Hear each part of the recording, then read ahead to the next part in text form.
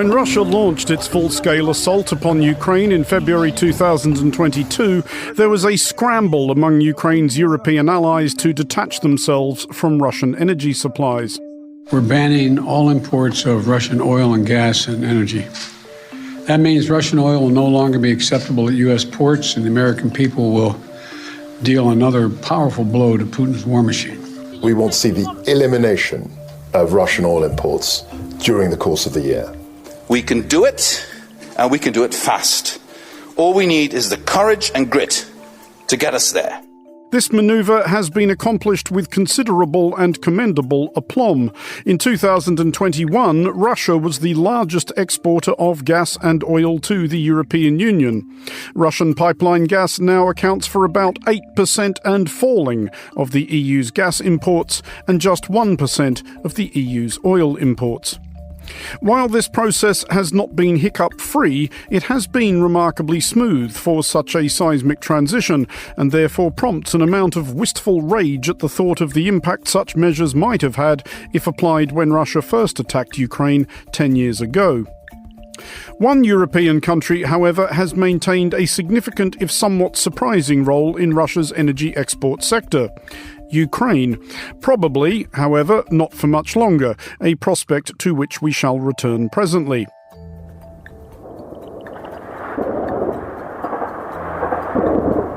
Even as the war has raged, a 5-year deal struck in December 2019 between Russian state gas firm Gazprom and its Ukrainian analogue Naftogaz has ensured that Russian gas still travels through Ukrainian pipelines to those European countries who still want it.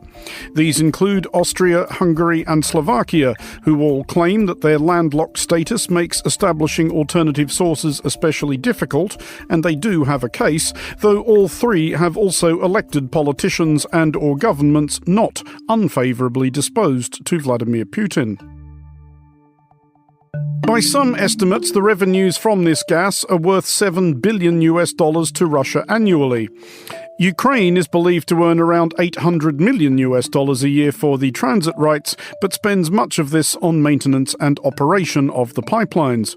Nevertheless, the surreal situation exists in which two countries at war are both financing their struggle, at least in part, through revenues generated via a cooperative business venture. As battles continue for control of the strategic border city and vital gas hub of Sucha, both sides are claiming to have made gains here. Adding to the general strangeness is the fact that the only entry point for Russian gas into the Ukrainian network is in the Russian town of Sucha, which has now been occupied for some weeks by the Ukrainian troops who have seized a small chunk of Kursk Oblast.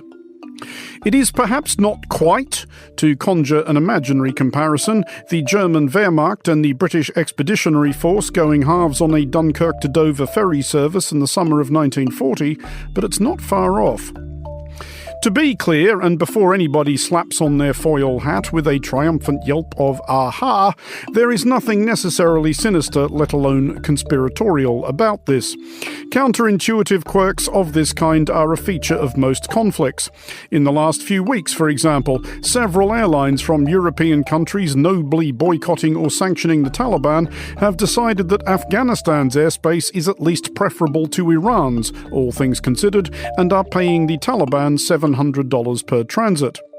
The shift has led to a remarkable increase in flights over Taliban-controlled regions, reaching record numbers as airlines pay substantial fee to the Afghan Civil Aviation Ministry.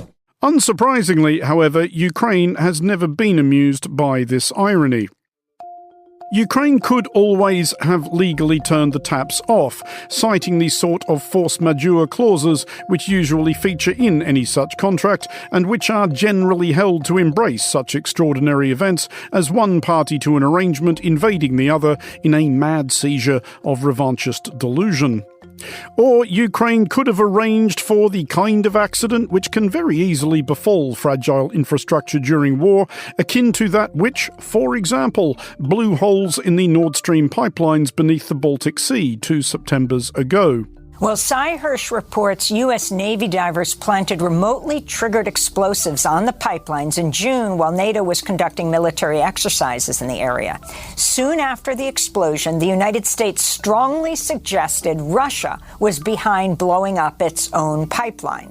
Meanwhile, some Biden officials have publicly praised the fact that the pipeline was blown up. But Ukraine was always mindful of the necessity, however hard to swallow it was, of not imposing too much discomfort on the European countries upon whose generosity its survival depends. Ukraine now appears to take the view that Russia's remaining European customers have had plenty of time to make alternative arrangements. Mr. Prime Minister, thank you so much for your visit once again. Ukraine's Prime Minister Denis Shmyhal has confirmed in a meeting with his Slovakian counterpart Robert Fico that the pipeline deal will not be renewed upon its expiry in December. Fico's calls for, as he put it, a friendly gesture from Ukraine appear to have gone unheeded, an outcome Fico should perhaps have contemplated before declaring that Slovakia would veto any future effort by Ukraine to join NATO, so long as he has any say in the matter. Weirdly, it's not entirely the end of the arrangement. This may be the end of Russian gas transiting to Europe via Ukraine, at least until such time as Russia decides that, on reflection, squandering billions of dollars and thousands of lives on an absurd imperialist tantrum is not the best use of its resources. But Naftogaz is still bound until 2030 by an arrangement to keep Russian oil coming, and statements by Ukrainian officials this week suggest that the agreement will be honoured, prompting particular relief in Hungary, which still relies on Russia for 70% of its oil imports, which is to say, yes, that an actual NATO member is continuing to enable Russia's pillaging of a NATO applicant. For Monocle Radio, I'm Andrew Mueller.